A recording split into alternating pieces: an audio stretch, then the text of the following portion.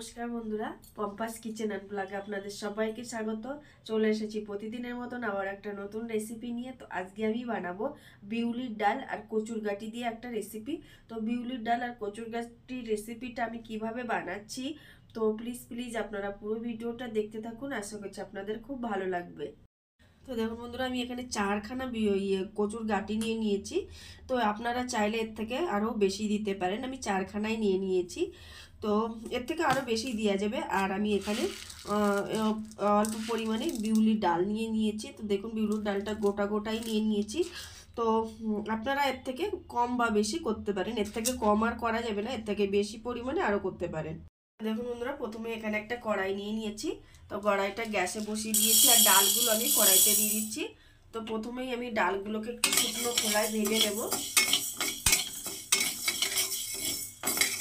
একটা সুন্দর গন্ধ বের হবে, ততক্ষণ আমি ডালটাকে ভেজে নেব।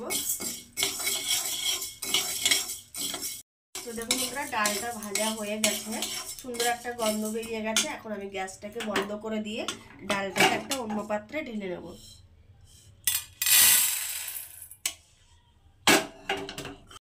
ডালটাকে আমি একটু জল দিয়ে দিচ্ছি ডালটার মধ্যে। তো ডালটার মধ্যে আমি জল দিয়ে দিয়েছি। তো এই ডালটাকে আমি এখন একটু 10 মিনিটের জন্য ভিজিয়ে রাখবো।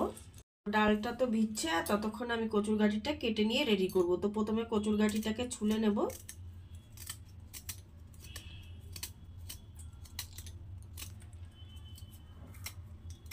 বন্ধুরা, ওদিকে তো কচুর গাঁটিটা তো সেদ্ধ হচ্ছে, আর এখানে দেখুন আমি ডালগুলোকে খুব ভালো করে ধুয়ে পরিষ্কার করে নিয়েছি। আর এখানে আমি একটা কুকার নিয়ে নিয়েছি। তো কুকারটার মধ্যে আমি ডালগুলো দিয়ে দেবো। আমি কিন্তু ডালটা একটু কুকারে সেদ্ধ করে নেব। তো আপনারা চাইলে মানে কড়াইতেও করে নিতে পারেন।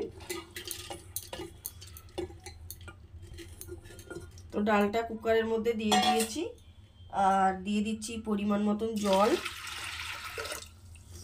তো জল দিয়ে দিলাম পরিমাণ মতন, দিয়ে দিচ্ছি পরিমাণ মতন লবণ,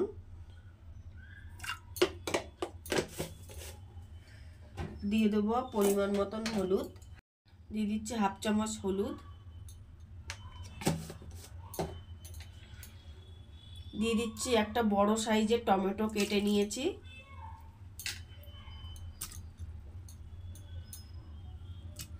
তো টমেটো দিয়ে দিয়েছি। আর দিয়ে দিচ্ছি একটু আদা, আমি গ্রেট করে নিয়েছি, তো সেই আদাটাকেও দিয়ে দিচ্ছি। আর দিয়ে দেবো অল্প একটু সর্ষের তেল।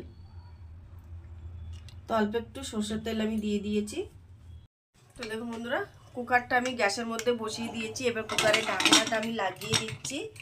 তো এই ডালটাকে আমি এখন 4টে সিটি দিয়ে আমি ডালটাকে সেদ্ধ করে নেব প্রথমে। তো দেখুন বন্ধুরা, ডালটাকে সেদ্ধ করে নিয়েছি, দেখবো কেমন সেদ্ধ হয়েছে নাকি। দেখুন, দেখে তো মনে হচ্ছে খুবই ভালো সেদ্ধ হয়ে গেছে। দেখুন খুব সুন্দর সেদ্ধ হয়ে গেছে, মানে একটু আস্ত আছে কিন্তু পুরো নরম হয়ে গেছে। এর থেকে আর বেশি সেদ্ধ করার দরকার নেই। দেখুন পুরোটাই সেদ্ধ হয়ে গেছে, এই দেখুন। তো ডালটা সেদ্ধ হয়ে গেছে। আর এইদিকে দেখুন গাঁটি কচুটা, সেটাও যে সেদ্ধ করে ফেলেছি, সেটাও নরম হয়ে গেছে পুরো। এই দেখুন, দেখুন কত সুন্দর সেদ্ধ হয়ে গেছে। এই দেখুন পুরো একদম নরম হয়ে গেছে, পুরো একদম নরম হয়ে গেছে। তো এইবার এই কচুর গাঁটিগুলোকে তুলে আমি এই ডালের মধ্যেই দিয়ে দিচ্ছি। জল দেব না, জল ছাড়া আর কি, ডালের মধ্যে দিয়ে দিচ্ছি।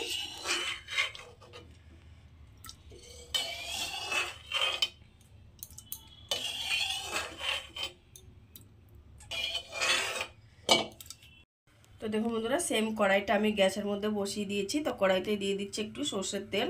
তো তেলটাকে একটু গরম হতে দেব। তো দেখুন বন্ধুরা, তেলটা গরম হয়ে গেছে। তেলের মধ্যে দিয়ে দিচ্ছি 2টো শুকনো লঙ্কা,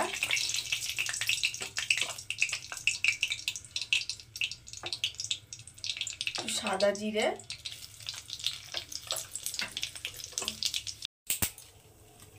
একটা তেজপাতা,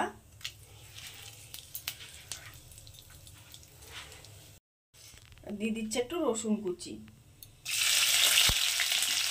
তো এগুলোকে সব একটু সুন্দর গন্ধ বেরোনো পর্যন্ত ভেজে নেব।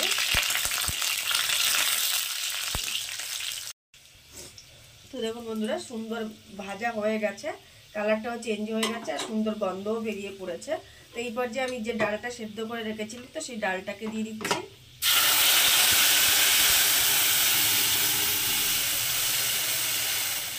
কুকারটা ধুয়ে একটু জল দিয়ে দিলাম।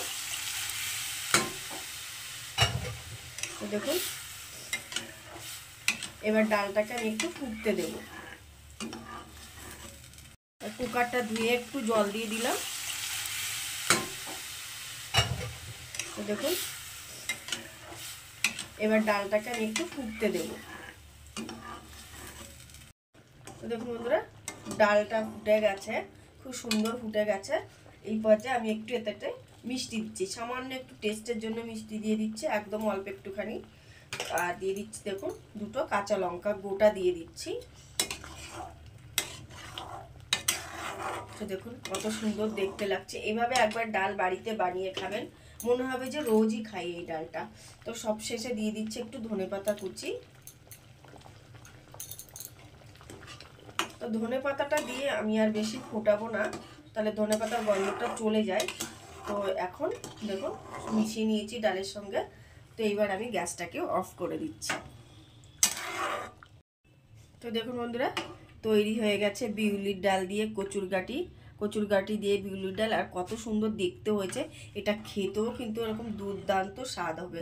তো বন্ধুরা আজকের এই ইজি রেসিপিটা আপনাদের কেমন লাগলো অবশ্যই করে কিন্তু কমেন্টে জানাবেন। আর ভালো লাগলে প্লিজ একটা লাইক করবেন, শেয়ার করবেন।